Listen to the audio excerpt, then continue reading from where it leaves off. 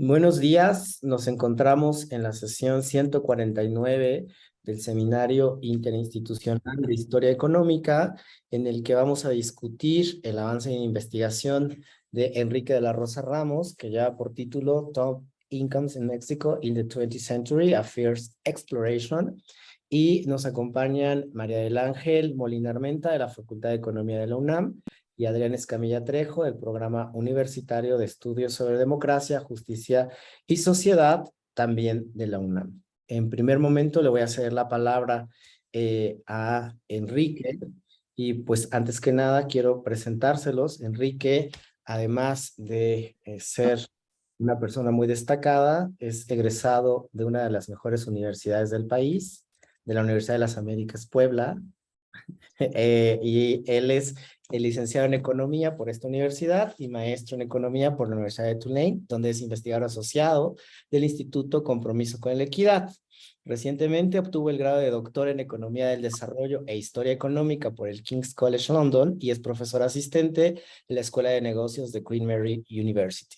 En 2020, la Sociedad de Historia Económica con sede en Reino Unido le otorgó una beca para el desarrollo de su investigación doctoral, que se llama Salarios, Mercados Laborales e Ingresos Altos en México 1870-1980. De igual forma, en 2021, la Asociación de Historia Económica con sede en los Estados Unidos le otorgó, junto a sus coautores, financiamiento para dos investigaciones mediante la beca Arthur H. Coe. Sin más, le doy la palabra a Enrique para que nos presente su investigación, insisto, en máximo de 20 minutos. Enrique, tienes toda nuestra atención.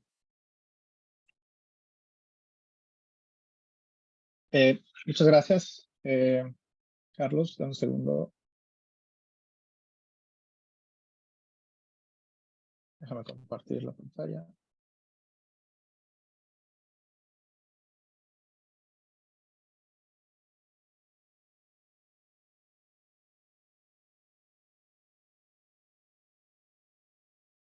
Ok, perdón. Muchas gracias por invitarme a participar en el seminario. Es la primera vez que presento esta investigación y, bueno, será muy útil para mí escuchar sus comentarios, sus impresiones. Y, bueno, el título de mi presentación se llama Top Incomes in the 20th Century in Mexico, a Phased Exploration. Perdón por el título en inglés. Ingresos altos en México durante el siglo XX, una primera exploración, y más adelante voy a explicar por qué la titulé una primera exploración. Parte de la motivación de este estudio es algo que quizá no nos sorprende hoy en día. México es uno de los países con mayores niveles de desigualdad en el mundo. Esto de acuerdo al reporte mundial de desigualdad que elabora Piketty et al. Para tener una idea de la magnitud de esta desigualdad, el reporte calcula que el 50% de la población de menores ingresos concentra el 9.2% del ingreso nacional, mientras que el 10% más rico concentra el 57.4% del ingreso nacional. Recientemente, otros autores han estudiado diferentes economías en el mundo y la economía mexicana resulta para Rinaldi y Milanovic una economía del tipo de capitalismo clásico,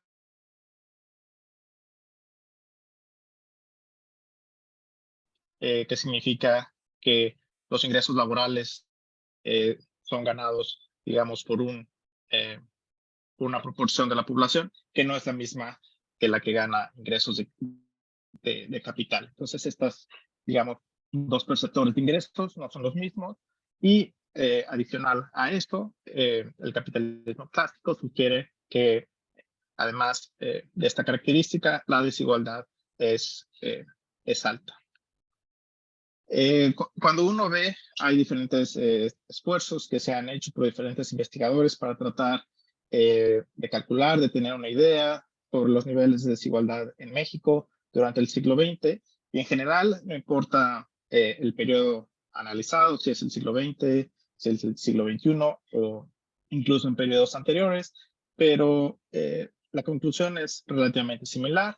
La desigualdad en México ha sido alta, independientemente del periodo que se trata. Y digamos, algunas explicaciones, no las únicas, pero tratando de ofrecer algunas explicaciones sobre por qué en México y en general en Latinoamérica la desigualdad es alta. Bueno, tenemos, digamos, la literatura de Acemoglu y Robinson que dice que en realidad nuestros países son desiguales por el legado colonial, las instituciones extractivas que se formaron en este periodo y que impiden que cuando pasa o cuando sucede el proceso de industrialización, este proceso, digamos, no sea un proceso igual, que mejore o que iguale los ingresos de las personas.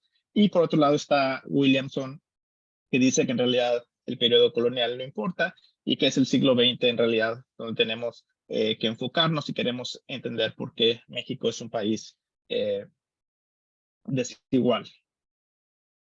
Relacionado con esto, cuando uno ve los salarios, como dije, México ha sido caracterizado como un capitalismo clásico. Un sector de la población gana los ingresos laborales y otro sector gana los ingresos del capital. Los esfuerzos, digamos, de otros investigadores por estudiar los salarios reales con base en trabajadores no calificados, lo que se observa es que pues, los salarios desde 1800 hasta 2016, pues han sido salarios de subsistencia para trabajadores no calificados y, digamos, con algunas excepciones, digamos, los salarios reales han mejorado, pero la regla ha sido salarios bajos en México.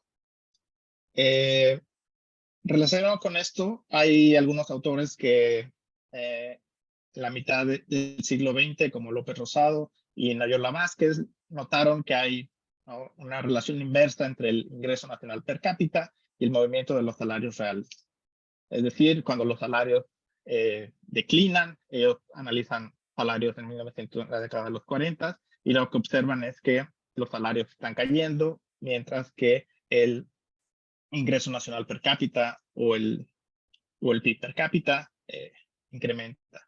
Entonces, de entrada, esto sugiere que hay alguien definitivamente que se está beneficiando del crecimiento económico y no son los trabajadores necesariamente.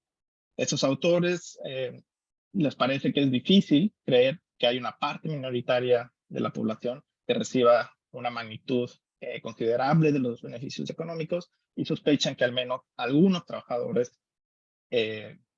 digamos, profesionistas potencialmente, son los que se están beneficiando de este proceso de desarrollo.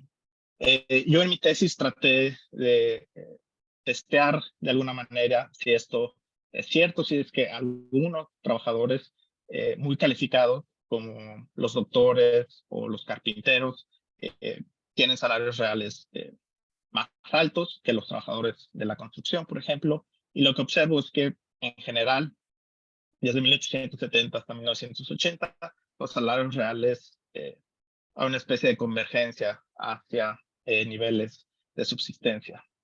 Mientras que el producto interno per cápita está creciendo, la productividad está creciendo, digamos, los salarios no están viendo estos beneficios.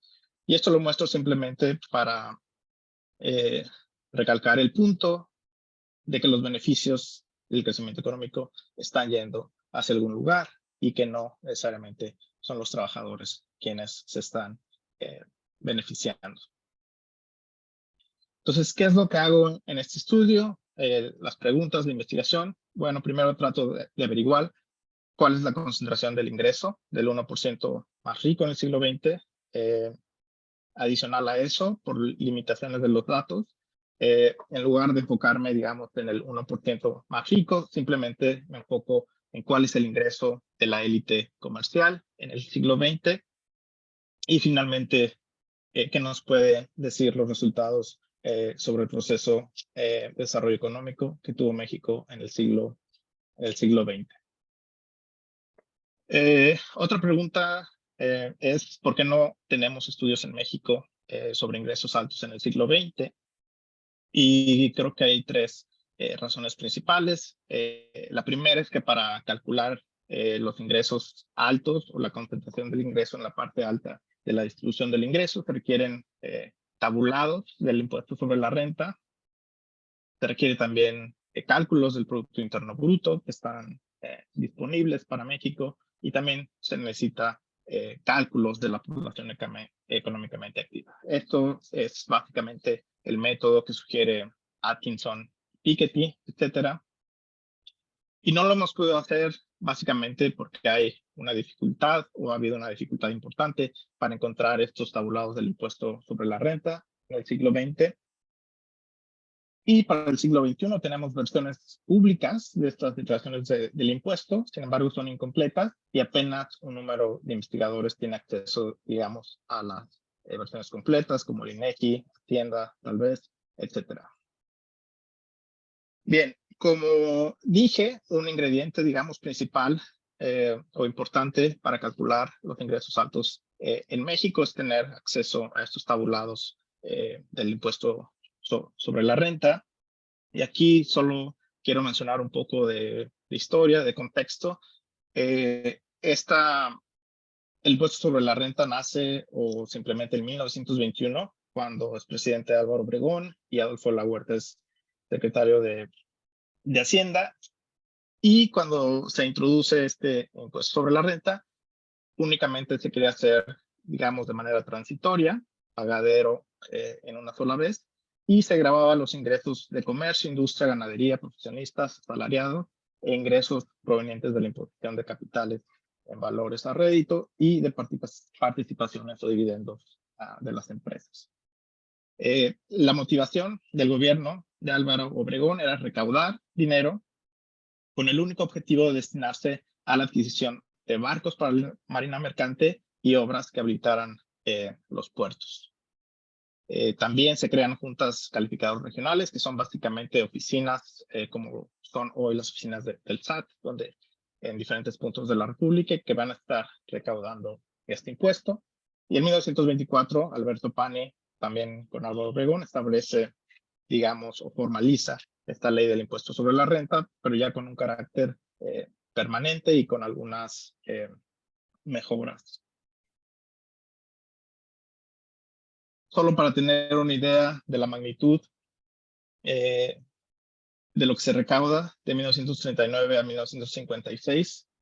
Este es un documento de Hacienda hecho por Hugo Margain, y básicamente, como ustedes pueden ver, desde 1939 hasta 1956 hay una mejora en términos recaudatorios, llegando en 1956 a representar 2.5% del Producto Nacional.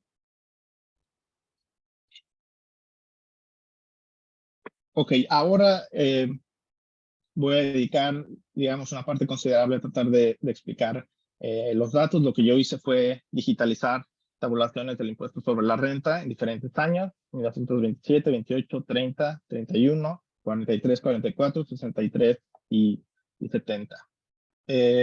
Para 1970 no pude, digamos, acceder a la fuente original, a los tabulados. Sin embargo, encontré un estudio realizado por Ifigenia de Navarrete, cuando trabajaba en Secretaría de Hacienda, y en ese estudio es posible encontrar los tabulados sobre el impuesto sobre la renta. Para todos los años anteriores, a 1970, el impuesto sobre la renta, básicamente, o los tabulados, consisten en 7 cédulas o en 7 tablas. La cédula 1, que es referente a comercio; la cédula 2, referente a la industria, grava ingresos industriales; la cédula 3 para ingresos agrícolas; la 4 para créditos; la 5, participaciones en concesiones; 6, sueldos, salarios y emolumentos; y 7, profesiones. Y el gobierno clasificaba estos ingresos de acuerdo a si eran capital, trabajo o ambos.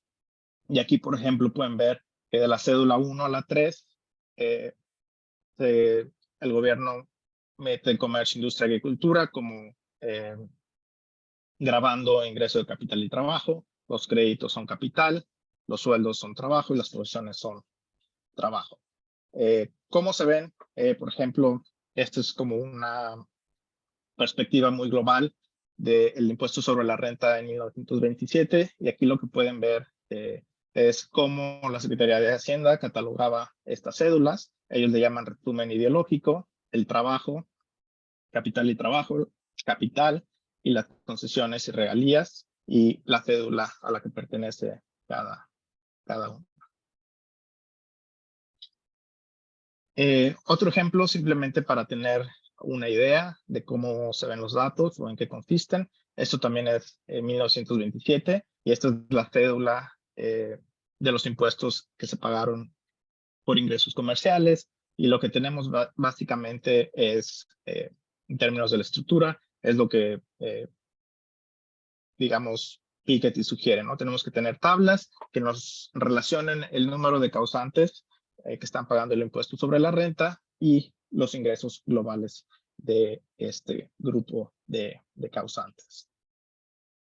Entonces, este es un ejemplo de la cédula de comercio. Y en esta digitalización que hice también hay diferentes niveles de desagregación que, digamos, transcribir todo implicaría un monto importante de recursos humanos y materiales. Pero, por ejemplo, si un investigador quiere simplemente ver el caso de las diferentes cédulas a nivel regional, pues uno podría, o el investigador puede irse simplemente a ver Cuernavaca o Culiacán y ver más o menos qué tipo de impuesto están sobre la renta, están pagando por cédula los causantes. También, por ejemplo, hablando de otro nivel de desagregación, aquí lo que tenemos es también la cédula comercial, solamente para San Luis Potosí. Y como pueden ver, aquí tenemos los causantes, los ingresos, deducciones y el impuesto que se paga con un nivel de desagregación mayor. Por ejemplo, tenemos alimentación, abarrotes, aves de corral, café y restaurantes, etc. Esto simplemente para tener una idea, digamos, de las diferentes formas en las que Secretaría de Hacienda organizó estos tabulados. Y finalmente, este es el estudio con el que calculo los ingresos altos en 1960. Es un estudio de la Secretaría de Hacienda, de Ifigenia Narvarte, y es el que uso para calcular los top incomes en este año. En términos de los resultados, solo calculo los ingresos altos en dos periodos, en 1927 y en 1970, y la razón es que solo para estos años es posible encontrar las tablas generales, digamos, a nivel nacional, de los causantes y sus ingresos.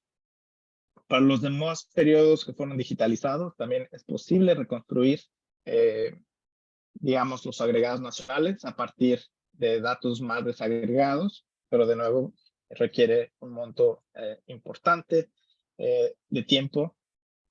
Y entonces solamente calculo cuál es la participación del 1% más rico en 1927 y 1970.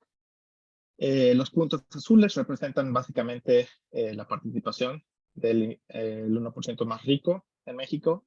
Y aquí lo único que quiero mostrar es que en términos de la concentración del ingreso en la parte alta de la distribución del ingreso, México en 1927 pues es muy parecido a países como Brasil, Reino Unido, Argentina, Estados Unidos y Francia. Sin embargo, esto no es el caso si analizamos el año de 1970, donde mientras los demás países como Reino Unido, Francia, digamos, la concentración está disminuyendo de 1927 a 1970, México, digamos, se queda en niveles altos de concentración del ingreso. Y bueno, más adelante hablaré un poco más.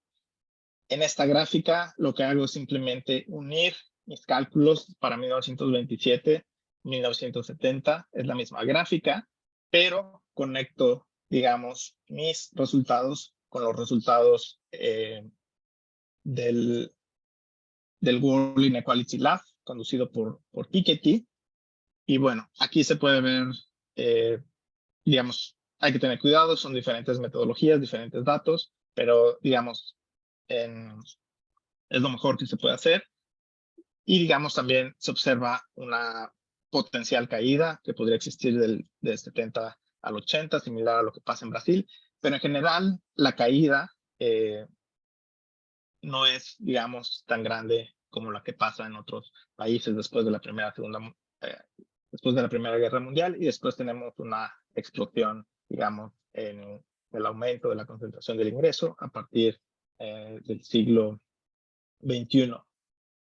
Dado que solo presento datos para 1927 y 1970, lo que hice es tomar las cédulas del impuesto sobre la renta, digamos, para la élite comercial, para aquellos que están pagando impuestos sobre la renta por ingresos comerciales, y calculo cuál es la concentración para este grupo.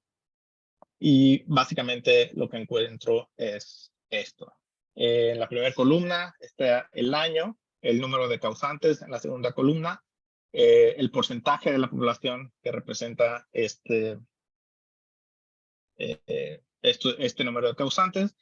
Divido el número de causantes entre la población económicamente activa, y después divido su ingreso de estos causantes por el Producto Interno Bruto, y obtengo la participación de estos comerciantes más ricos. Y como se puede ver, digamos, una ligera caída potencial de 1927 a 1930, potencialmente explicada por la Gran Depresión, digamos, un aumento de la concentración del ingreso en los 40, y otra caída en 1970. Pero en general, lo que se observa es que los ingresos o la concentración de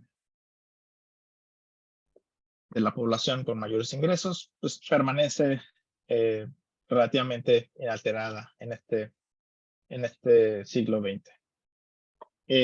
Conclusiones de este trabajo en progreso. El 1% más rico en México en 1927 concentraba el 15.5% del ingreso nacional, similar a niveles observados en Francia, Estados Unidos, Reino Unido. En 1970, el 1% más rico en México concentra una proporción similar del ingreso, 18.4%, similar a los niveles de concentración de Brasil, pero mucho mayor que en países avanzados. Cuando uno ve cálculos que se han hecho para México en el siglo XXI, de nuevo con diferentes metodologías y datos, estos autores encuentran que la concentración del 1% más rico es 13.2, 13.6. Y bueno, la principal conclusión al momento es, al principio hablé de todas estas, o bueno, de dos principales teorías para explicar por qué países como México son muy desiguales. Digamos, esta idea del legado colonial por Acemoglu, y esta propuesta o tesis de Williamson, que en realidad lo que pasó en México, en Latinoamérica, es que, digamos, nos perdimos de la gran nivelación que pasó después de la Primera Guerra Mundial hasta 1970. Es decir, cuando en la mayoría de los países la desigualdad está cayendo, después de la Segunda Guerra Mundial hasta 1970, en México no observamos esto si nos atenemos a los cálculos de el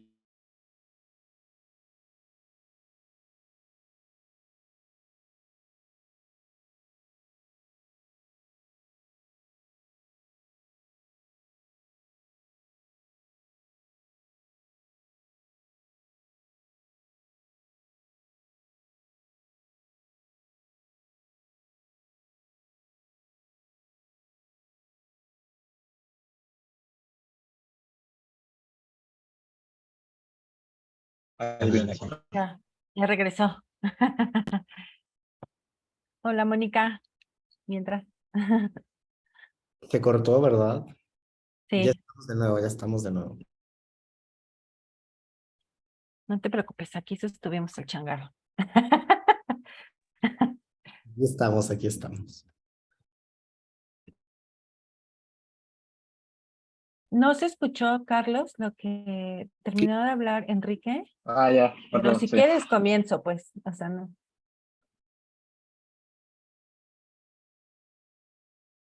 Carlos. ¿Quieres decir tu parte final, Enrique, para que tengamos... Eh, sí, digo, que creo que la terminé, simplemente, digamos, al momento las conclusiones es que la concentración del ingreso en la parte alta de la distribución, digamos, se ha mantenido relativamente alta, comparado con otros países como Francia, Reino Unido, que experimentaron una disminución en los niveles de desigualdad. En México no pasó esto, entonces parece que la tesis de Williamson puede ser potencialmente cierta si usamos cálculos de la concentración del ingreso en la parte alta de la distribución. Parece que efectivamente México se perdió de esta nivelación en los niveles de ingreso que pasó en la mayoría de parte del mundo después de la Segunda Guerra Mundial hasta 1970, y entonces eso potencialmente explica eh, por qué México tiene niveles de desigualdad tan altos, ¿no? Comparados con otras regiones o países. Muy bien, Enrique. Es el mensaje. Ya lo discutiremos ahora en un momento. Y le cedo en un momento la palabra a María del Ángel Molina, que va a ser tu primera comentarista. Y la presento rápidamente. María es doctora en Historia Moderna y Contemporánea por el Instituto Mora. Es maestra en Economía con especialidad en Historia Económica por la UAM. Y es licenciada en Economía por la Facultad de Economía de la UNAM. Ha realizado algunas instancias de investigación en la Facultad de Economía y en la Universidad Veracruzana, y se especializa en coordinación fiscal, historia fiscal, hacienda pública y relaciones fiscales intergubernamentales, específicamente del siglo XX, aunque tiene uno que otro trabajito por ahí del siglo XIX, pero es más concentrada en este siglo XX. María, por favor, te cedo la palabra. Gracias. Gracias a ti, Carlos. Buenos días, a tardes ya a todos. Es un gusto para mí estar aquí. Bueno, yo preparé un documento que me voy a permitir leer para hacer una participación pues un tanto más ordenada, porque si no luego empiezo a hablar y me voy, ¿no? Entonces, con este documento pues ya hay más orden. Bueno, voy a iniciar señalando que desde mi lectura, cuando digo desde mi lectura me refiero pues a una lectura hecha desde la historia económica, como recién señaló Carlos, digamos.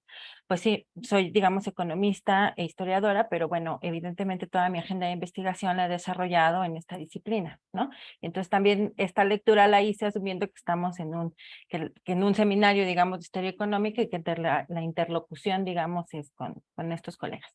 Entonces, bueno, desde mi lectura del texto, anoté un conjunto de observaciones sobre cuestiones metodológicas generales, pero que también indican, sobre todo, dudas o preguntas cuya intención es incentivar el debate. Entonces, voy a hacer primero, digamos, estas observaciones metodológicas gruesas, y la segunda parte, que creo que viene muy bien con la dinámica que nos explicaba Carlos antes de conectarnos, pues más que observaciones son eso, ¿no? O sea, preguntas que evidentemente pues no estás obligado, digamos, a contestar en su totalidad, pero que en todo caso tienen eso, ¿no? La intención de que ayuden a repensar lo que se está señalando en el texto. Bueno, entonces las anotaciones, observaciones y sugerencias generales. Lo primero que quiero decir es que el texto me parece una propuesta novedosa por tres razones. Primero, porque se suma a los esfuerzos por analizar desde la participación del ingreso total en manos del 1% más rico los niveles y las tendencias de desigualdad dentro de México, digamos. Pero también, evidentemente, como señalas y como sabemos, pues es utilizado al parecer como más es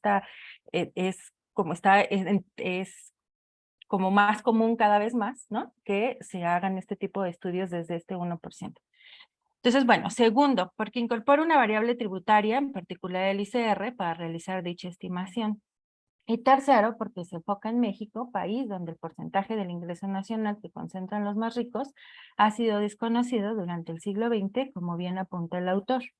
Otra virtud del texto radica en su estructura, digamos porque me parece un esfuerzo sistemático y bien ordenado en sus partes.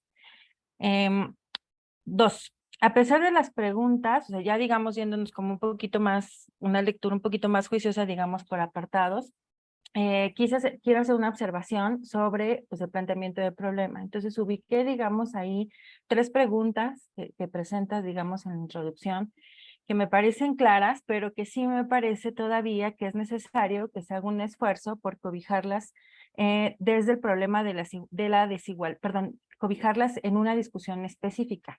O sea, si uno lee la introducción, queda claro, digamos, que están inscritas en el problema de la desigualdad y su persistencia, digamos, eso es obvio, pero aún así está como planteado así, es como súper genérico, ¿no? Entonces la propuesta va en especificar, ¿no? A anclar esas preguntas a una discusión específica, y creo que esta está justo en el planteamiento de la gran nivelación igualitaria que señalas, no en la introducción, pero sí en el resumen y en las conclusiones, y también en este planteamiento que señalas de Acemoglu, ¿no? Que está al final, pero que no está ni en la introducción ni en el resumen.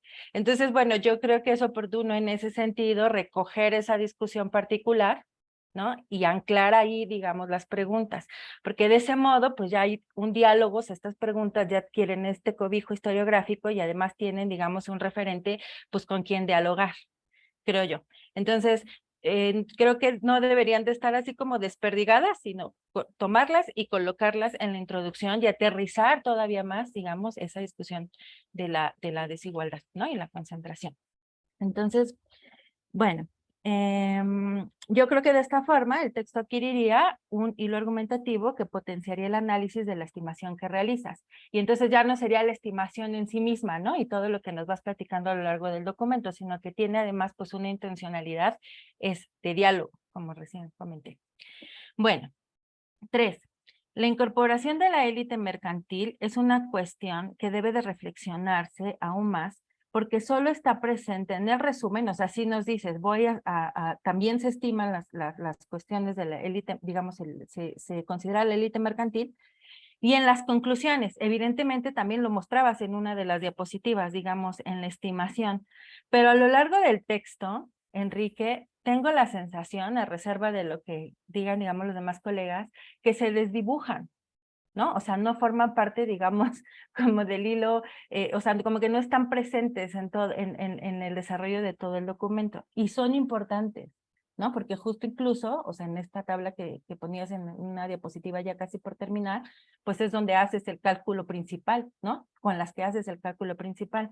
Entonces, yo creo que en ese sentido es necesario incorporar desde la introducción, o sea, sí desde el minuto 1, ¿por qué la élite mercantil y no la bancaria, por ejemplo, o la industrial cuya participación también fue importante durante el siglo XX mexicano? ¿No? O sea, sí es, yo creo que tendrías, ¿no?, que dar una justificación de por qué solamente esa élite. Que igual queda muy cómodo, porque además es un periodo como de bastante actividades del mercado interno, ¿no? Entonces, en ese sentido, digamos, la esfera de la distribución tiene una participación importante en el PIB, y entonces en ese sentido te queda como muy bien, ¿no? Si coincide con tus hallazgos de archivo, pero hay que decirlo, ¿no? Y además ponderarla, ¿no? Esta es la importancia de esta élite. Bueno, otro punto. Es necesario, a mi juicio, incorporar una justificación del periodo de estudio. Entiendo bien la intención de hacer una estimación de largo plazo, y seguramente eso explica los casi 50 años estudiados, aunque tengo también la certeza de que responden en buena medida pues a lo que hallaste en el archivo, ¿sí? Bueno, ¿por qué empieza en los años 20 en el contexto? Ay, Dios, espérame tantito, mi hoja. ¿Por qué? Dios, espérame, ya se me perdió. Espérame. Aquí está. Espera. Ya, ¿por qué empieza en los años 20 en el contexto postrevolucionario y concluye en los 70 cuando se da una vuelta de tuerca al modelo sustitutivo de importaciones? Es el modelo de crecimiento económico Lo que lo define, me refiero al periodo de estudio. Ahora, si la intención es inscribirse en el planteamiento de que América Latina se perdió de la gran nivel.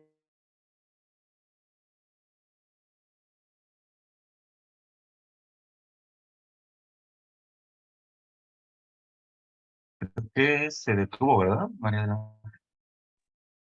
Sí, ahora se quedó frozen.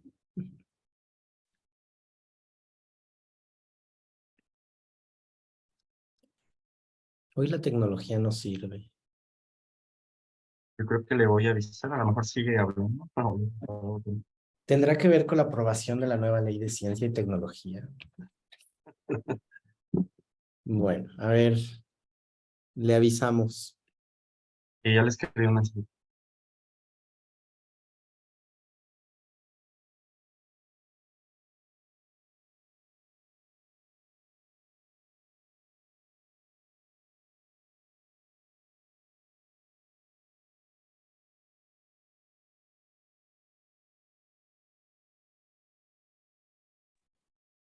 Creo que se va a conectar del celular. Se le fue el internet. ¿La esperamos o Pues, qué sugieres, Carlos? ¿qué sugieren? ¿Tardará muchísimo? Lo que Pues podemos... parece que no, ya está entrando por el celular. Perfecto, le esperamos 3 minutillos. En lo que podemos preguntar algo a alguien de lo que expuso Enrique. No sé. Mónica, por favor. Hola, buenas tardes a todos. Y aprovecho ahorita porque tengo clase en 20 minutos, entonces me voy a ir. Me pareció muy interesante la investigación desde que me invitaron a ver el artículo. Estuve muy interesada en conocerlo. Esto más bien nada más es un comentario. Mi tesis de doctorado era sobre las reformas tributarias más importantes al ICR desde que se creó en 1925 como ICR propiamente hasta la última reforma de 1962. Debido a ello, hice mucho trabajo en archivos históricos cuando estaba en el doctorado y tengo una serie histórica del ICR desagregada a buen nivel que tuve mucha suerte cuando estuve visitando distintos archivos y aún dependencias de la Secretaría de Hacienda. Para el objetivo de mi tesis no era tan importante concentrarme en la desagregación del ICR por nivel de ingresos de los contribuyentes. Entonces, nunca la trabajé, digamos, pasar en limpio a Excel o algo así, pero yo creo que entre todas mis cosas tengo algo. Pero por lo pronto tengo una serie seguramente, o sea, la tengo limpia con datos, con algún nivel de desagregación desde 1925 hasta la actualidad. Y en algún momento en los 70 y en parte de los 50 por grandes contribuyentes, como los llamaba la Secretaría de Hacienda. Entonces, sin duda, Enrique, si estás interesado, pues platiquemos, busco entre mis archivos y podemos ver si ahí existen datos todavía más agudos, no sé, más desagregados, como para poder apoyar tu trabajo. Ahí la dejo porque ya llegó María del Ángel. Gracias, pues sí, hay que compartir esa base de datos, estaría muy interesante. Seguimos con María del Ángel, lo que se quedó porque estaba ahí, pero gracias, Mónica, muy interesante siempre. Gustazo verte de nuevo. Qué pena, perdón, ya saben que así es esto del internet. Bueno, ¿en qué me quedé, Enrique? En el asunto del periodo, ¿verdad? Sí. Bueno, decía yo que que te cuestionaba, ¿no? ¿Cuál fue el criterio? Preguntaba yo, ¿es el modelo de crecimiento económico lo que lo define? Ahora, si la intención es inscribirse en el planteamiento de que América Latina se perdió de la gran nivelación igualitaria, ¿por qué no iniciar desde la Primera Guerra Mundial como lo ubican los autores, ¿no? O sea, el planteamiento lo tienen, digamos, va de la Primera Guerra Mundial, o sea, ubican la primera igualación, bueno, esta igualación desde la Primera Guerra Mundial hasta 70. Bueno, como sea, lo que haya respondido la periodización, me parece oportuno hacerlo explícito desde la introducción. Sugiero también que la estimación la sometas a la revisión de un colega que haya realizado estos ejercicios. Yo no les he hecho, Enrique, jamás en mi vida, ¿no? Pero bueno, evidentemente revisé juiciosa la sección, digamos, las secciones correspondientes y, digamos, efectivamente se entiende que es una proporción, que te estás, digamos, estimando un numerador, el denominador, pero identifiqué ahí algunas categorías, digamos, más bien, unas variables que si no entendí mal, tienen que ver con esta idea de control, ¿no? Hablabas, por ejemplo, de población control, ingreso control, que entiendo que son como una referencia, ¿no? Pero, vamos, creo que se tendrían al menos que colocar a nota a pie, como porque qué se entiende por, ¿no? Porque en ese sentido sí asumo pues por completo que no tuve, digamos, como la capacidad para entender, o sea, el cálculo, digamos, lo leí, lo entendí, pero dije, bueno, no sé bien a bien qué va cada una de las categorías, entonces creo que en ese sentido, la verdad, valdría la pena que te acercaras a alguien que haya hecho el cálculo, ¿no? Para que haga, digamos, una evaluación pues más juiciosa. Sobre todo también porque al final dices que la tendencia, o bueno, que más bien la mayoría de los estudios que se han encargado han asumido, por ejemplo, una distribución de Pareto, ¿no? A la que tú no te sumas. Entonces, bueno, todo ese tipo, digamos, de especificidades en tu cálculo, pues creo que valdría la pena que le echara un ojito, pues sí, un colega como de manera muchísimo más juiciosa. Ahora, una cuestión más última, digamos, de las generales. Sugiero también dar un tanto de coordenadas, quizá nota a pie, de los teóricos que refieres. Por ejemplo, en la introducción, para responder cuáles son las causas de la persistente desigualdad en la distribución de los ingresos y la riqueza, refieres a Marx, a Kuznets y a Piketty, ¿no? Pero después, digamos más adelantito en el texto y ahora oralmente, haces alusión, por ejemplo, a Williamson y a Acemoglu. Entonces, creo más bien que no es porque los otros, por supuesto, no sean importantes, pero, por ejemplo, vi Marx y decía 59. Entonces, me fui a las referencias y solamente citas, pues, una edición del Capital, pero, pues, no, no un capítulo en particular, ¿no? Y además, siendo una obra que surge en un contexto, o sea, en el contexto, digamos, de la segunda mitad del siglo XIX, tras todos los efectos, digamos, de la Revolución Industrial y que además pues explica, digamos, la dinámica capitalista, no para explicar en principio, digamos, la concentración de la riqueza, ¿no? Sino más bien la dinámica de acumulación del capital, que sí la supone, ¿no? Pero bueno, habría que, creo, o sea, en todo caso, como estas notas a pie de en qué parte se encuentra, en qué parte se ubica, ¿no? Lo mismo sucede, por ejemplo, Kuznets y Piketty, los pones también, digamos, la referencia así súper general. Son estos libros clásicos, evidentemente, de capitalismo, digamos, y cuál es la dinámica de concentración, sobre todo en Kuznets, ¿no? Si no me equivoco. Pero creo, insisto, que habría que hacer como esas referencias.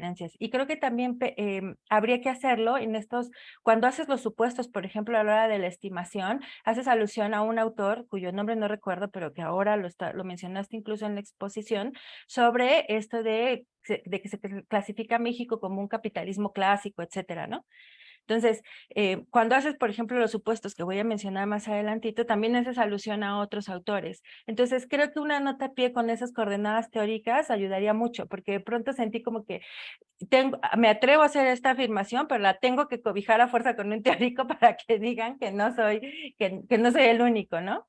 Pero insisto, es las coordenadas teóricas. Ahora sí, las cuestiones particulares. Lo puse así, a manera de dudas, algunas observaciones. Pues así, súper específica. Si bien entendí la intención de considerar los impuestos en la estimación registros administrativos gubernamentales, me refiero a todas las encuestas que señalas, no son suficientes para cuantificar los ingresos más altos. De aquí la importancia de incorporar los impuestos que gravan el ingreso porque son, digamos, los más aptos, pertinentes, oportunos para medir los ingresos más altos. Si es así, entonces se asume que en el sistema impositivo mexicano la progresividad opera en todo su esplendor. Esa es la idea, ¿no? Como agregarlos justo porque, o sea, falta de pan, tortillas. Como hay un subregistro, entonces utilizamos, digamos, esta parte fiscal. Es así, ¿no, Enrique? Por ahí va la discusión. Bueno, entonces, decía yo, si es así, entonces, se asume que en el sistema impositivo mexicano la progresividad opera en todo su esplendor. O sea, sí es cierto que en México, mientras más rico seas, más ISR es pagado y viceversa. yo creo que es difícil asumirlo. Ensayando por qué es, pienso primero en la evasión fiscal. ¿De qué tamaño es en México? Mira, yo googleando puse. Encontré en un estudio que realizó la UTLAP en 2017, si no mal recuerdo, por encargo del SAT, se reconocía a propósito de la introducción de nuevas tecnologías, léase principalmente las facturas electrónicas, una disminución de la evasión fiscal de ICR e IVA en nuestro país. De representar poquito más del 5% del PIB en 2004, pasó al 3% y pico en 2015. Pero también señalaba el documento que para las personas físicas con actividad empresarial, la actividad fiscal todavía permanecía alta. En cambio, la evasión en ICR para personas morales y para el régimen de sueldos y salarios había disminuido. O sea, que aunque la evasión había disminuido, las personas ricas, digamos, seguían evadiendo más. Seguramente ha disminuido para estos años, pero ¿qué nos garantiza que la baja en la evasión implique mayor progresividad si hay evidencia de lo contrario? Pienso también en las deducciones. Al respecto, vale citar un párrafo de un documento elaborado por la Secretaría de Hacienda el año pasado, donde estudia esta cuestión. Y a la letra dice: el beneficio que representan las deducciones personales se concentra en los contribuyentes de mayor capacidad económica.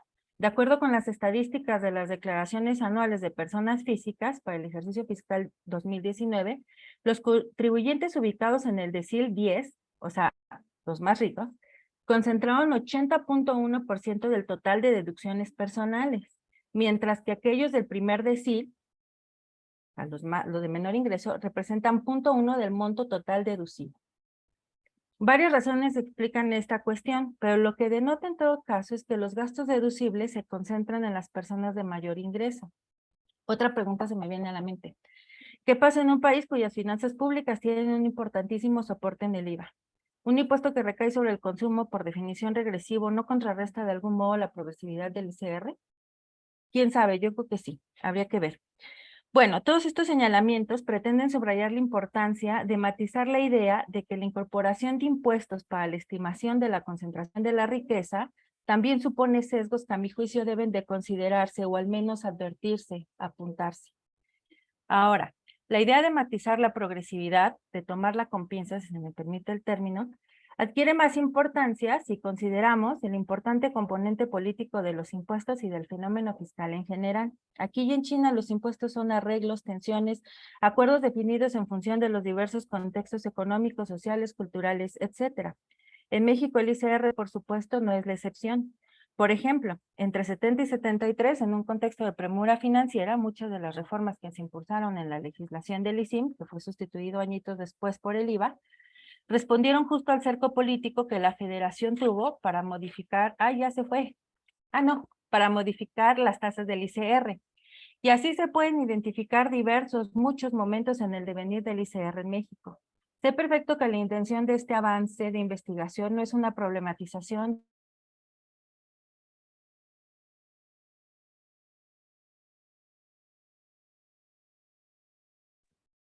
Ya se fue María.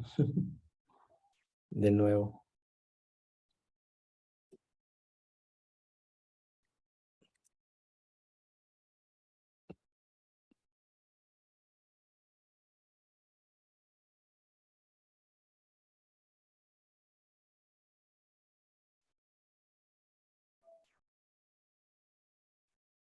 Listo, ya me conecté mejor por el celular, porque si no, voy a estar desconectando, no sé qué Ve pasa. concluyendo, Sí, María. Carlos, ya voy a concluir. Sí, me queda un parrafito. Bueno, sé perfecto que la intención de este avance de investigación no es una problematización desde esta perspectiva analítica, pero también me parece atinado tenerlas presentes para tener conciencia de las limitaciones que supone incorporar, digamos, un ICR con estas características.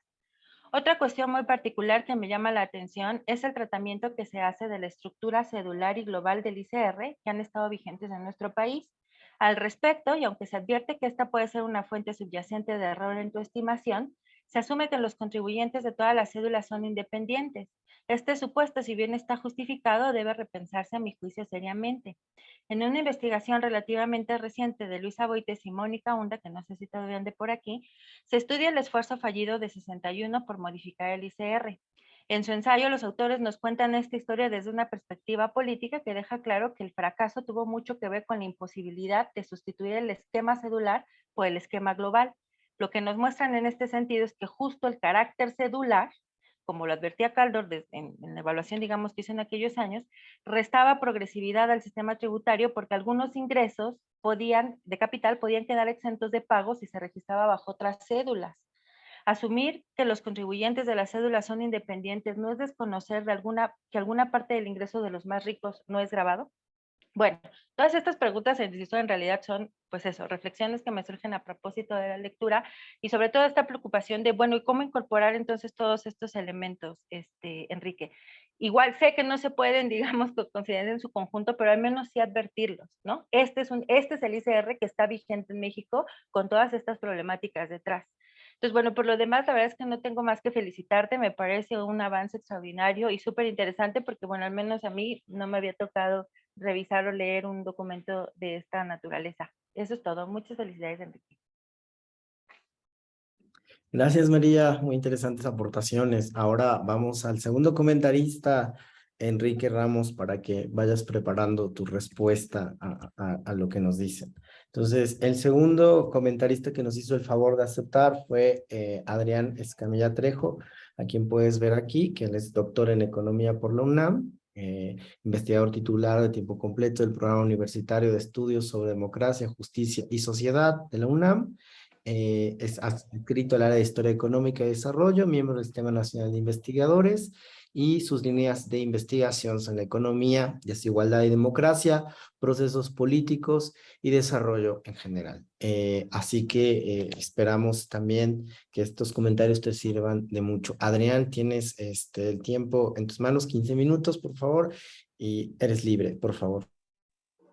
Muchísimas gracias, estimado Carlos. Bueno, primero quiero comenzar agradeciendo la invitación a este importante seminario.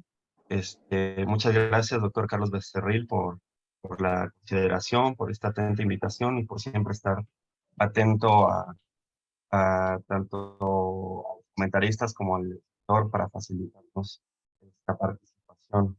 Me da muchísimo gusto coincidir además con queridos colegas, entre ellos la doctora María del Ángel Molina, y pues un gusto conocerte, Enrique. La verdad se me hizo muy, muy interesante tu investigación. Bueno, al igual que la doctora María del Ángel, yo también hice algunas notas para no perderme. Y bueno, coincidentemente traigo 3 puntos para destacar cuál es la relevancia o la pertinencia de este estudio y 3 puntos sobre comentarios que ofrezco a tu consideración, Enrique, para fortalecer tu investigación. Está equilibrado para que no se piense que estoy inclinado a un lado o a otro.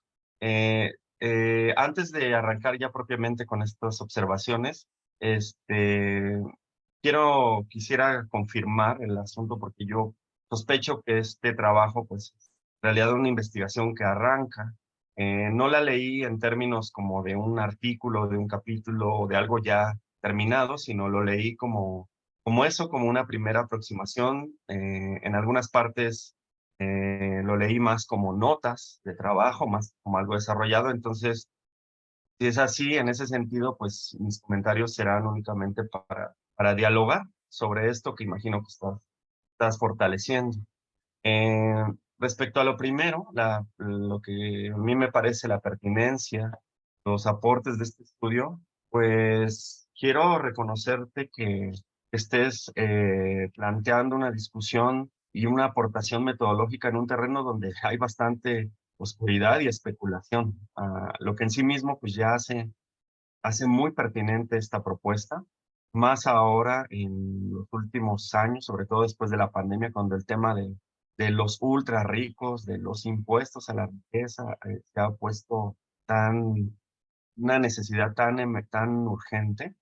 Eso me parece que es en sí mismo ya es una aportación, porque mira, nos tienes aquí comentando, refrescando ideas, nos tienes participando en este tema del que por supuesto hay que hablar y hay que visibilizar que esa concentración de la riqueza no es nueva, sino tiene una trayectoria histórica. El segundo aporte que me gustaría destacar de tu trabajo es que efectivamente complementa otros trabajos que buscan estimar la cantidad de ingreso de los que más tienen.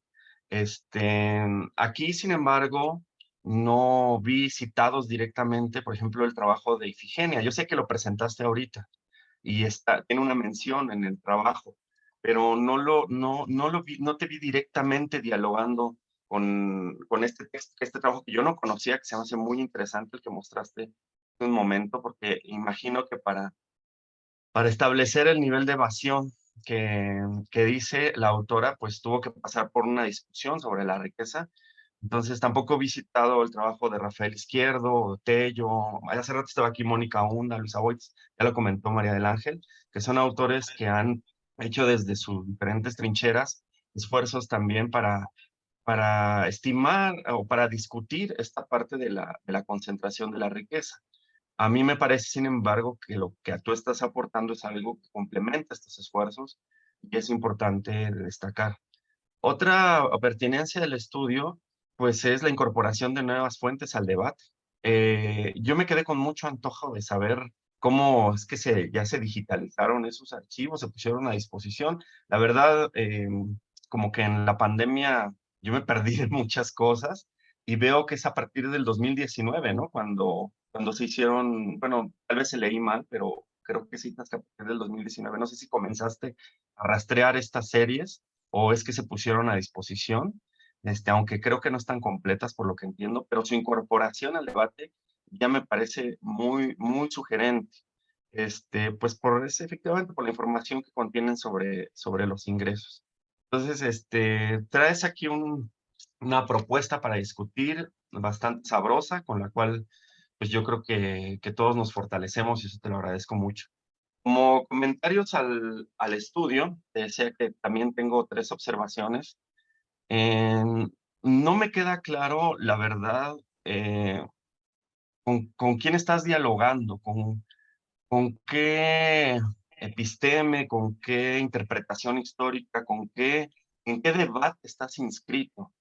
Veo 2 que se me hicieron muy interesantes cuando hablas de que este trabajo busca ofrecer explicaciones para comprender los altos niveles persistentes y generalizados de desigualdad en la región. Dije, cámara, o sea, ese es un súper, súper debate. Y bueno, sin embargo, mm, te remites a 3 citas, ¿no? En las que, bueno, pues el capitalismo siempre es así, diría Marx, ¿no? O rescatas a Kuznets y dices, no, no, no, el conocimiento, la tecnología pueden hacer que no siempre sean persistentes y generalizados los niveles de desigualdad.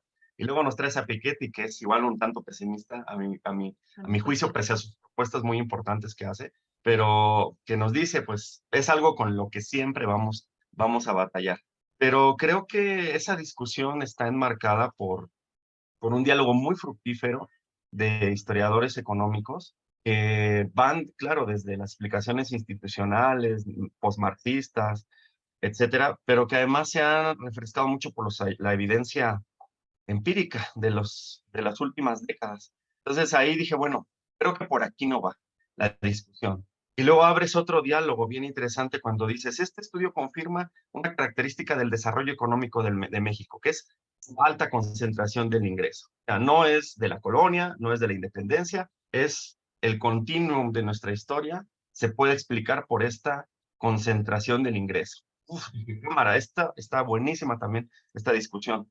Y ahí mencionas a Milanovic, a Castañeda Garza, a Lustig, por ejemplo, pero, y luego cuando te refieres haces este juego de ideas con Piketty, ¿no? Cuando te refieres a que, pues el debate tiene que estar circunscrito en el siglo XX porque es cuando ocurre esta gran divergencia. Sin embargo, en ese periodo del siglo XX, yo creo que ahí ya te pierde de vista con quién estás dialogando.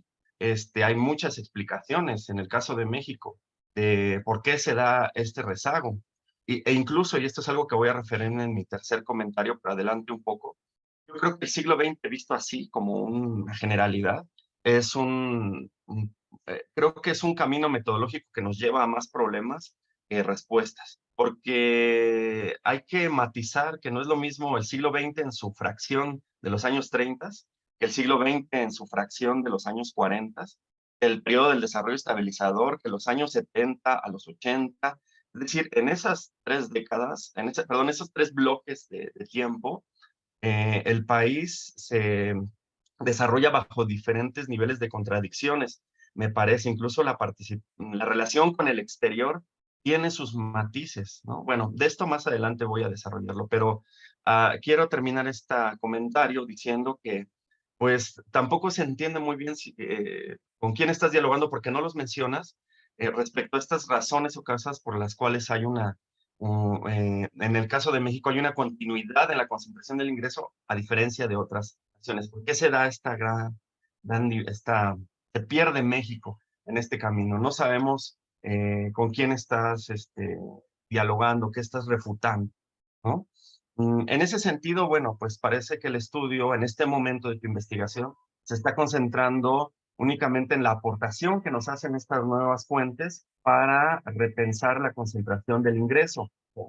Preguntas que planteaste al principio, creo que no se contestan todavía, no veo todavía la ruta para contestar.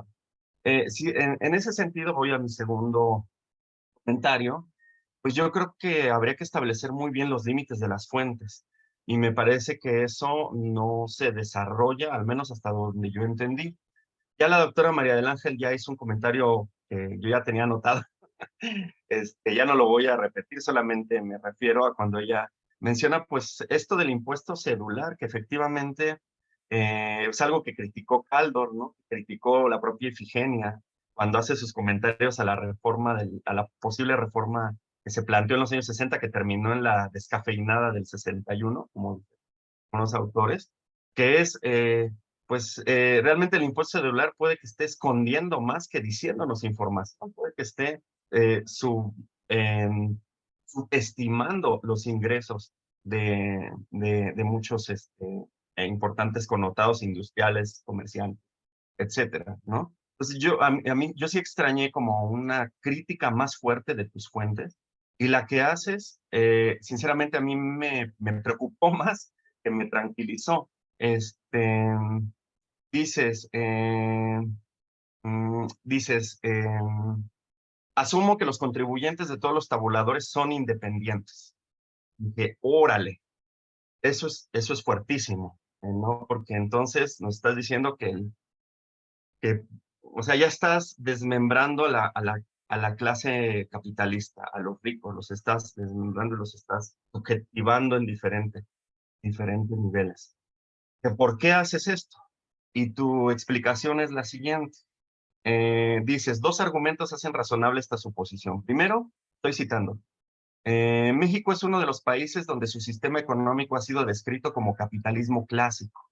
Entonces traes a la discusión a Ranaldi, que es muy polémico en sus definiciones sobre capitalismo liberal y capitalismo clásico. De hecho, a Ranaldi lo que le critican es que es ahistórico. El capitalismo no es que tenga diferentes caminos, es un proceso histórico que se manifiesta de diversas formas de acuerdo al grado de madurez de sus contradicciones en diversas regiones del mundo. Entonces, esa división entre capitalismo liberal y capitalismo clásico esconde más que enriquece la discusión.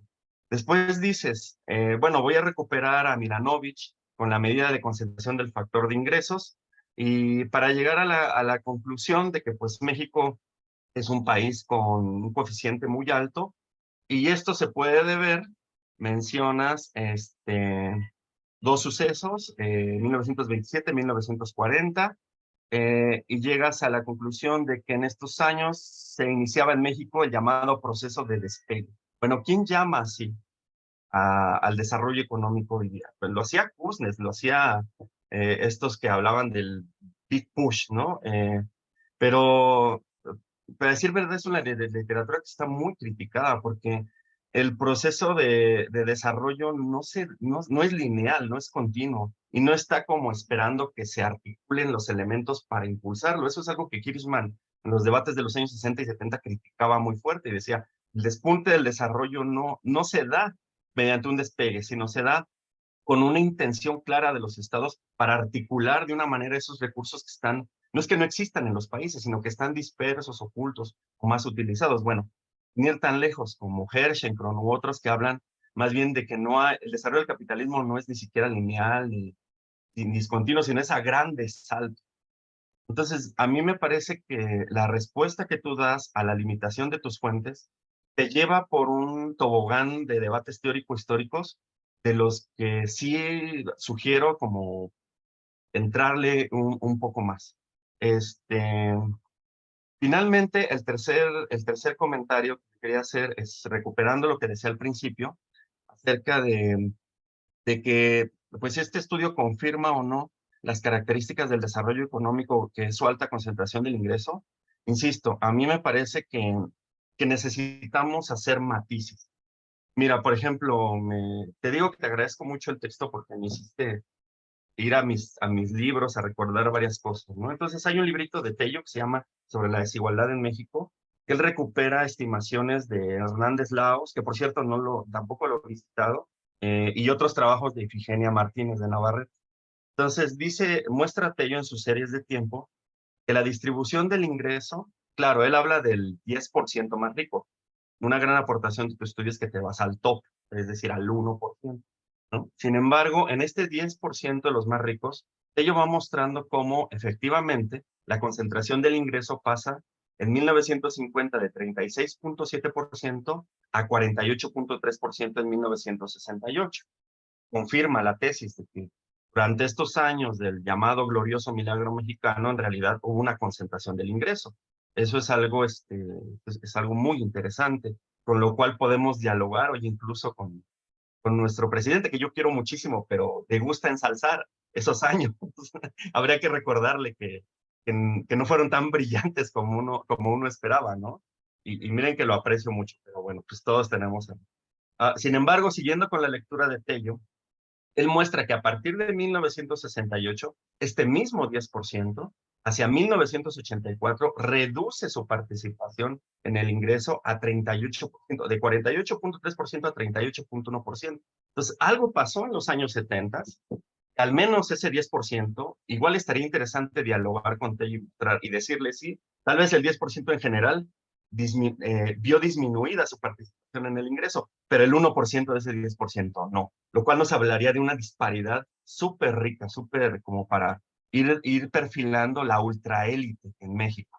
¿Por qué traigo esto a colación? Porque entonces agarrar como periodos tan largos y decir, del 27 al 70 y luego del 70 al 2000 vemos una continuidad de concentración del ingreso, nos estamos perdiendo de esos matices que son muy ricos para entender esos giros en la política económica. Y aquí yo ya me detengo, ya llegué a los 15 minutos, nada más recordando esta definición que hacía la doctora María del Ángel Molina, que pues yo la admiro y la respeto mucho por estos análisis que ella hace en materia fiscal. De hecho, pues estoy aprendiendo mucho de ella porque yo este tema recién que estoy entrando, cuando ella nos dice qué son los impuestos, pues son arreglos institucionales, son configuraciones del poder político. Y esos arreglos institucionales y esas configuraciones del poder político, si nos saltamos los matices que nos van dando estas décadas, vamos a perder mucho de vista en ese sentido. Bueno, nuevamente agradezco al seminario, al doctor Carlos, Enrique, por esta oportunidad de comentarte, y a la doctora María del Ángel por escucharla nuevamente y a todos. Gracias. Gracias, Adrián. Muy importante lo que nos dices en este asunto. Le vamos a dar unos 5 minutos a Enrique de la Rosa si quiere comentar algo sobre lo que le han señalado. Enrique, hable ahora o calle para siempre. No, no es cierto, Enrique. Puedes comentar brevemente lo que te están diciendo antes de darle la participación al público que está aquí presente. Adelante, Enrique. Tienes apagado el micrófono. Ya. Sí, muchas gracias a ambos. Los comentarios son muy pertinentes, todos atinados. Y sí, digo, deja empezar con lo que comenta María del Ángel. Respecto a la progresividad, elevación fiscal, sí, ciertamente es un problema. Hay ingresos que definitivamente no estamos capturando en estas fuentes. Es reconocido digamos, en la literatura, ¿no? Que tenemos evasión fiscal, incluso en la gente que paga impuestos. No hay una forma, creo yo, sencilla para poder arreglar esto, pero digamos, la mejor opción al momento es pues, utilizar estos tabulados, ¿no? Del impuesto sobre la renta. Son imperfectos, por supuesto. Hay supuestos que yo he hecho detrás que son fuertes, pero bueno, creo que puede haber, ¿no? Como ustedes dicen, algún espacio para mejorar, para hablar un poco más de los datos. Pero sí, ciertamente evasión. En términos de la progresividad, bueno, quizá se me ocurre presentar alguna tabla, ¿no? De las tasas marginales de impuesto. Quizá puedan ayudar un poco a entender realmente cuánto ingreso o realmente cuánto están pagando de impuesto estos contribuyentes. Y ahí quizá yo también puedo hablar más en el paper de los diferentes conceptos de ingreso. Cuál es el ingreso que estoy utilizando yo, que es el ingreso, el gross taxable income. Es el que yo uso, nada más el ingreso que reporta el causante menos las deducciones, pero digamos, usando otros conceptos de ingreso, la concentración puede cambiar, ¿no? Y nos puede dar más información. Es algo que yo no he hecho, pero sería bueno hacerlo. Sobre todos estos cambios que están pasando en el impuesto sobre la renta del 27 al 70, pues sí, ciertamente hay muchos cambios.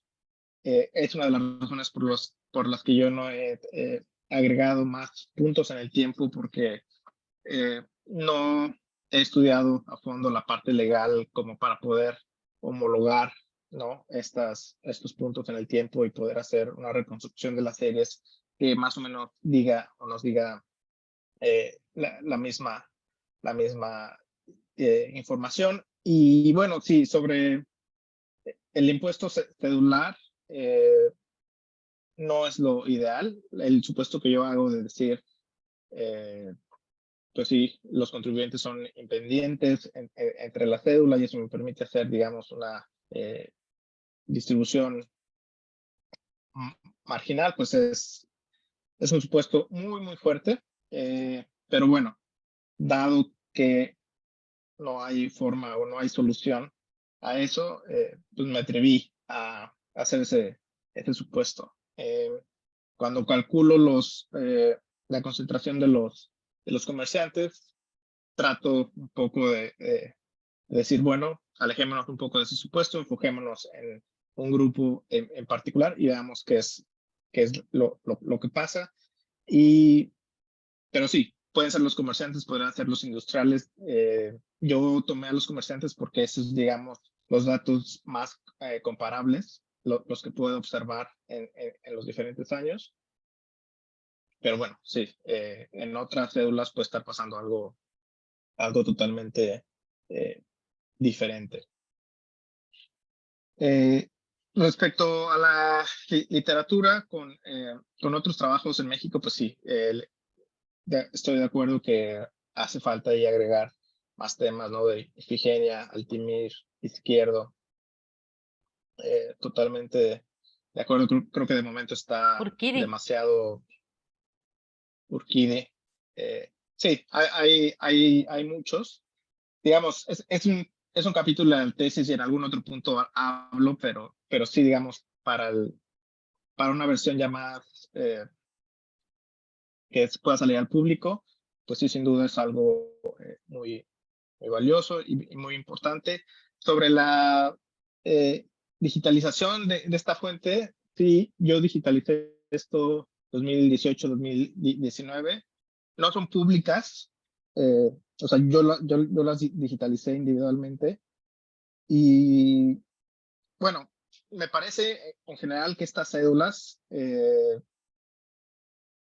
yo tengo la sospecha de que están destruidas. Yo las he buscado más o menos hace pues, al menos desde hace 10 años, y o sea, sospecho que están destruidas o algo por el estilo. Este material que yo encontré básicamente fue porque, digamos, no está en el catálogo oficial del Archivo Histórico de Hacienda. Hasta encontré, digamos, en unas cajas ahí abandonadas, pero digo, ha sido parte del problema con estos datos, ¿no? Ni siquiera los tenemos en un catálogo que nos permite ubicar en qué archivo histórico están, aunque los archivos, algunos catálogos físicos del material histórico de Hacienda, pues reconocen que existe el material, ¿no? Pero de nuevo, es difícil saber en dónde está. Sí, también estoy de acuerdo con Adrián de que hago ahí algunas cosas muy generales que necesito precisar más, ¿no? Los diferentes procesos de desarrollo que tuvo México en el siglo XX son importantes. Esta idea del despegue económico, pues sí, todo eso es criticable y se puede mejorar en el paper, definir un poco más con quién se dialoga.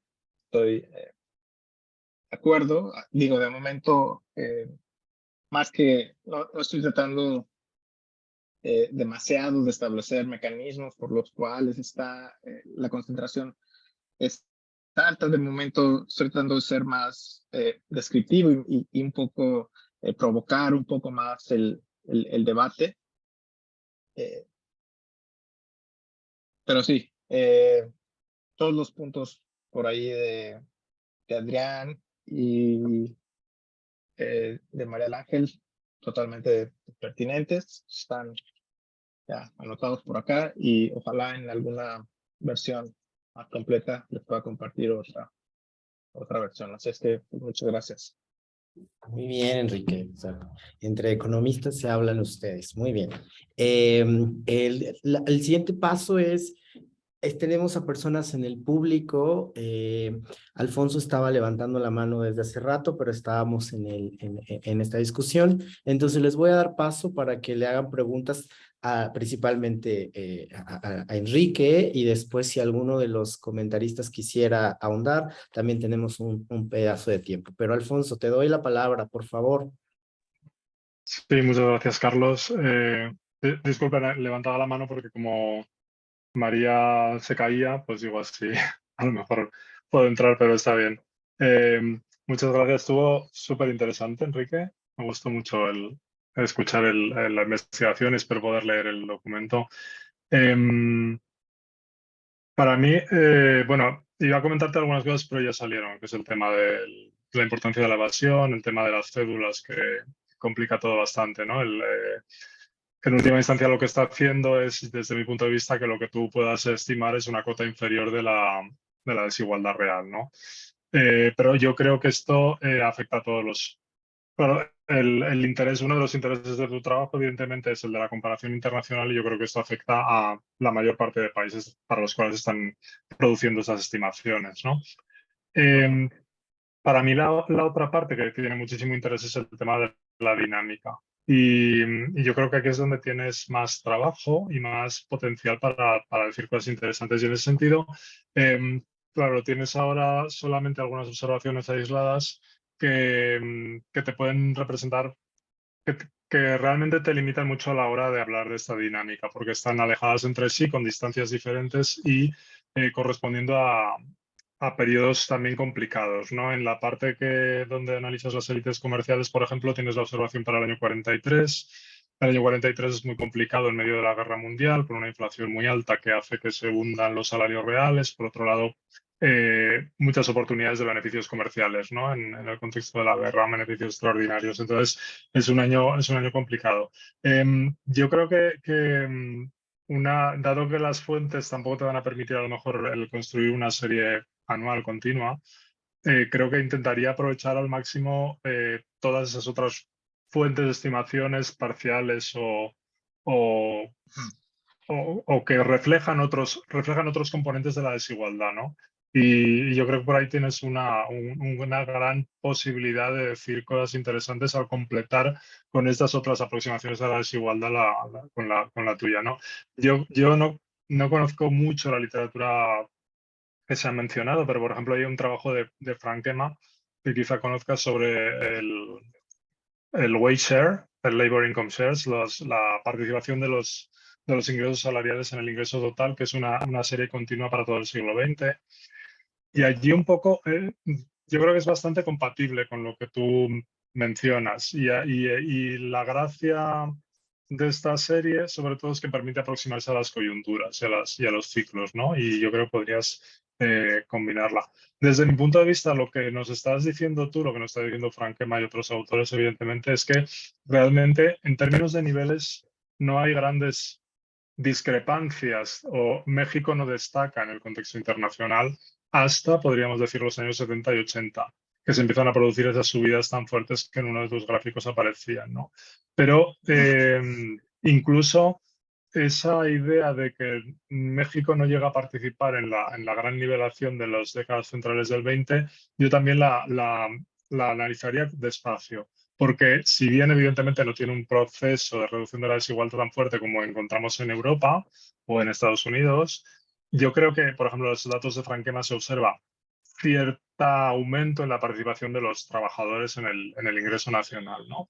Entonces, puede ser no tan acentuado, pero puede ser que esté allí. Lo que ocurre es, evidentemente, que a partir de los 70 hay un giro y sobre todo a partir de los 80 hay un giro hacia el incremento de la desigualdad.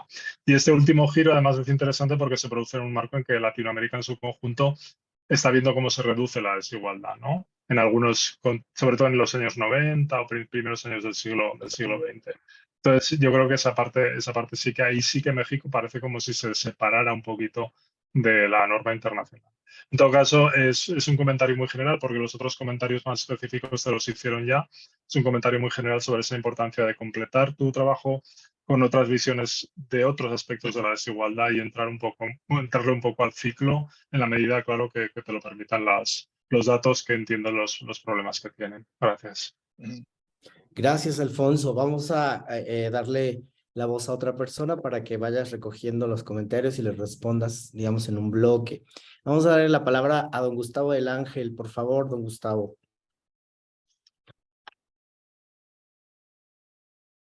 Gracias, Carlos. Gracias a todas y todos por los comentarios que le hicieron a Enrique. Y gracias, Enrique, por tu presentación. Muy rápido por el tiempo, porque yo seguro están cansados. Yo tengo una pregunta y dos comentarios que quizá te añadan. ¿Has pensado, no sé, en la heterogeneidad de la base que estás trabajando a lo largo del tiempo? Dado que, por ejemplo, a lo largo de esos años crece mucho la población en la parte más baja de la pirámide de ingresos.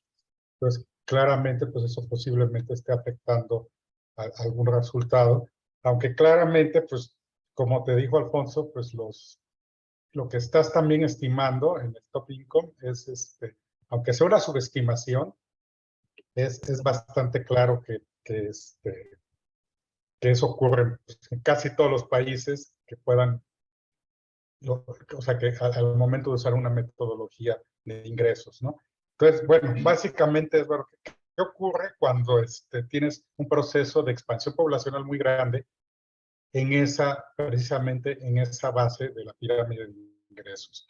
El otro es, bueno, ya ves que hay otros trabajos que han visto, pues no tanto lo que ocurre con el top income, pero sí ocurre con la estructura, digamos, de la distribución del ingreso más recientes, los de López Alonso y Vélez, ¿no? Sería bueno ahí Vélez Grajales y López Alonso. Básicamente dicen que igual, no cambia mucho, ¿no? De hecho, las ganancias casi del crecimiento se las llevan los mayores niveles de ingreso. Y bueno, y en tercer lugar, yo creo que hay digo, lo que te platicaban tus comentaristas, yo creo que también, por lo que comentaban tus comentaristas, yo creo que obedece mucho también a una preocupación por la narrativa en esa época, ¿no? La narrativa que que hay sobre, o la preocupación que pueda haber o no sobre la distribución del ingreso o los salarios, perdón, los ingresos de de las personas más ricas o del segmento más rico de la población, ¿no? De hecho, pues ahí menciona el trabajo de López Rosado y Noyola, yo creo que es bien interesante, y el de Ifigenia. Ahora, también está el de Puente Leiva, que es yo creo que de los primeros cálculos propiamente, Jesús Puente Leiva, y después en los 70 hacen otros. Carlos Valdres y Reyes Heroles hacen uno también sobre distribución del ingreso, este debe ser de finales de los 70, es un librito. Hay otros estudios en los años 70 de Juan Díaz Canedo, que pues hacen para el Banco de México sobre distribución del ingreso regional. No sé si te añadan, pero sí te pueden dar un poco, pues no sé, lo que te comentaban los colegas, pues no solo el contexto, no, porque no solo estamos hablando de contexto, sino una narrativa o cómo las ideas y las preocupaciones sobre este tema se reflejan en esa época. No sé si te sirva eso a la hora de publicar el artículo, porque pues, a la hora de publicar el artículo pues, quizá vaya a haber otras preocupaciones sobre cómo lo conectas con la literatura en materia de top incomes. O sea, yo creo que es por ahí. Y bueno, pues sí, digo, eso ya sería work in progress. También otra cosa que sería interesante que presentes, no sé si en algún seminario, es lo de la base, o sea, la construcción de la base, la digitalización y la construcción de la base. Yo creo que eso en sí mismo podría ser una muy buena presentación, sobre todo para pues, los que están o los que construimos algunas bases de datos, o los que quieren construir bases de datos. Yo creo que esa parte digo, que lo tocaste aquí en el seminario, es todo, pero sí explicar bien cómo se construye, no solamente el cálculo, que eso está en el artículo, sino precisamente el proceso de digitalización, o sea, la parte más laboriosa que requiere esto. Bueno, no, es todo mi comentario. Muchas gracias. Muchas gracias. Gracias, Gustavo. ¿Alguien más quisiera participar en el público? Tengo a María del Ángel. Rápidamente. Sí, unas observaciones de volada. Enrique, yo creo que efectivamente todo, digamos, los comentarios que se te han hecho en conjunto de lo que hay que considerar, vamos, no pretende, bueno, yo lo digo a mi nombre, a título propio, pues evidentemente es imposible pensar que se puede incorporar, ¿no? En tu estimación, ni mucho menos. La observación va, o los comentarios que yo hacía en mi participación en particular, tienen la intención, pues, de advertir esa limitación. O sea, sí es válido decir, bueno, no hay esto, o sea, no, lo idóneo sería esto y aquello, pero como no está, pues entonces hacemos esto. Pero creo que no, o sea, decir cuál es la limitación y decir, este es el ICR que tenemos, con estas características, con estos problemas, pues es justo eso, o sea, darle, pues matizar el planteamiento, ¿no? Que quede claro, o sea, digamos, qué es lo que se está, con todas las deficiencias, o con las características del CR, pues qué es lo que se está haciendo, ¿no? Eso por un lado. Nada más, me faltó agregar rapidísimo, yo creo que la parte de historia fiscal hace falta, y no lo vi en tus referencias, pues leer a Luis Saboites, ¿no? Es un referente obligado para la hacienda pública mexicana. Y Mónica Hunda, que qué lástima que se fue. Mónica, yo creo que es desde la ciencia política la que más sabe de ICR. Eso es por un lado. Y además, esta base que te comentó que tenía, aprovéchala, porque efectivamente tiene toda la reconstrucción, desde que entró en vigor hasta, creo que dijo 70, 80, la tiene completa, ¿no? Entonces Bien, sería sí. cuestión como de deflactar o buscar, digamos, de qué manera homogeneizarla, pero está ya la reconstrucción. Y bueno, creo que nada más. Enrique, por favor, contéstanos. No, gracias. Ya. Buenos comentarios todos. Alfonso, creo que sí, sería muy bueno por ahí replicar la gráfica de Franquema. Conozco bien el trabajo y sí, debería definitivamente de agregar ahí cómo se desarrolla la participación del ingreso laboral y del capital en el tiempo para tener o para darle un poco más de contexto, de soporte a las cosas que yo encuentro. Una cosa en general para todos y que creo que no mencioné es en 1970, digamos, mi cálculo ya no es con ingresos celulares, ya es con el ingreso global de Ifigenia. Pero bueno, sí, para 1927 tiene el problema del supuesto heroico, ¿no? Entonces sí, definitivamente lo de Franquem es importante. Lo del cambio demográfico, Gustavo, sí, digo, sin duda es importante. Ahí en cada año lo que yo hago es dividir, digamos, el ingreso del top entre la población económicamente activa, que cambia un poco año con año, y bueno, por ahí un poco creo que no desaparece el problema 100%, porque pues también la evasión en diferentes puntos del tiempo es diferente, y todo eso sesga bastante los resultados. Creo que una cosa que tengo que hacer es meterme mejor asumir que la distribución arriba en los ingresos altos es, como ha sugerido Piketty y otro, ¿no? Que es una función de Pareto, y entonces si asumo esa forma funcional de los ingresos altos, pues quizá también elimine un poco parte de este sesgo demográfico y de estos cambios en el tiempo. Pero sí es un buen punto. También me voy a revisar lo de Leiva, Reyes Heroles. Y sí, hay mucha literatura, que Hernández Laos, Altimir, todo eso me lo llevo de tarea. Y bueno, sí, la base de datos, pues sí, definitivamente es importante. Creo que también eventualmente puede usarse para mejorar cálculos del Producto Interno Bruto, por ejemplo, ¿no? En los 20 para el cual pues, es medio, digamos, es un poco dudoso el cálculo, pero digamos, este impuesto sobre la renta o esta base de datos puede ayudar a otros investigadores a recalcular estas series, en particular para los años 20, y pues sí, me llevo la tarea. Va a ser importante, lo voy a presentar en el congreso de EFIMEC, el Congreso de Desigualdad, en julio. Entonces, pues sí, me van a servir mucho los comentarios, y sí, voy a hacer un poco más de énfasis en este congreso sobre la base de datos y cómo se fue armando, porque sí, son como 10,000 imágenes más o menos que se digitalizaron, entonces hay mucho material, y dependiendo del interés del investigador, pues uno se puede enfocar en ciudades en particular, o en oficios o en profesiones particulares en algún año.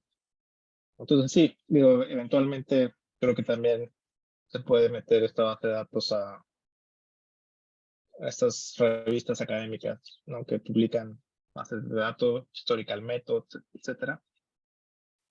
Sí, ojalá voy a ver cómo puedo hacer pública alguna parte de esta base de datos. Muchas gracias. Gracias, Enrique. ¿Hay alguien más que quisiera hacer alguna pregunta? Bueno, si no hay más, yo solamente quisiera hacer una observación desde esta parte. También hay que prestarle atención a lo que hablamos hace rato de de estos medios de defensa fiscal que existen, porque ahí también vas a ver a tus contribuyentes o en el juicio de amparo o en el contencioso, los vas a ver qué tanto concentran la riqueza y cómo se defienden, para qué tipos de impuestos y para qué tipo de ingresos, sobre todo impuesto sobre la renta, cuando quieren hacer deducibles algunas cuestiones que algunos no les van a dejar. Pero digamos, es una cuestión mucho más técnica que un estudio global tiene que que tenerlo, sobre todo ahora que nos estamos dedicando al procesal fiscal, donde María Ernest y otros colegas hemos estado iniciando una especie de pláticas donde está muy bien lo que haces, pero tiene que empatarse con lo que está pasando en las instituciones judiciales, que al final del día van a determinar qué es lo que se va a cobrar y qué es lo que no se va a cobrar, por muy muy ignorantes que puedan ser a veces los jueces de los temas fiscales en materia económica. En materia judicial tienen sus propias interpretaciones y ya sabes que siempre los abogados le encuentran para salirse de donde sea. Muy bien, no sé si hay alguien más que quiera comentar. Pues, Bueno, perdón, nada más Adrián, dale. Por último, pues yo celebro mucho que se hagan este tipo de investigaciones. Creo que sí es súper importante ya darle la vuelta a la página, ¿no? Tengo un amigo que dice, adiós pobretología, bienvenida ricotología, es decir, ya es súper importante y necesario estar hablando de estos temas, investigando, preguntándonos. Ahí, pues únicamente mis comentarios iban en ese sentido. Esta investigación que nos aporta en esa gran discusión de cómo los ricos se han hecho más ricos, cuáles han sido sus mecanismos de captura. Bueno, esas preguntas que nos tienen tan inquietos en el presente, dado que, bueno, veo en la primera parte que tú traes a colación, ¿no? Los estudios del presente para esas preocupaciones para el pasado, pues eso me parece también importante ponerlo. Como todo modelo y reconstrucción numérica, pues nunca va a ser perfecta, siempre va a tenemos que hacer los asegúnes, los matices, los puenteos, las estimaciones con todas estas piezas, notas al pie de página de todo esto, tomando en cuenta esto, decías que sí, pues eso lo hacemos todos. Sin embargo, creo que a mí me parece no perder de vista que esto que nos viene a decir de nuestras élites, ¿no? Ahí yo hago una invitación a que más adelante podemos seguir dialogando, analizando esto. Nosotros en el Programa Universitario de Estudios sobre Democracia, Justicia y Sociedad tenemos investigaciones al respecto sobre las élites en México, pasado, presente y futuro. Más que bienvenido, Enrique, para dialogar también acá. Perdón, Carlos, por el comercial. No, está perfecto, está Gracias. perfecto. El libro que te recomendamos finalmente yo, Luisa Boites, Excepciones y Privilegios, donde puedes ver precisamente lo que nos estás presentando, unos muy arriba y otros muy abajo, ¿no? Y qué instrumentos hacen. Sin más, estamos cansados, el cerebro aguanta mientras la silla se acomoda. Les doy las gracias a los participantes, tanto a los comentaristas como al ponente, y los invitamos, mi colega Ileana Quintanar y yo, para el siguiente seminario que es en mayo. Será nuestro número 150 y también los esperamos ver en este medio. Subiremos el video a YouTube y ahí estarán para su consulta. Muchísimas gracias.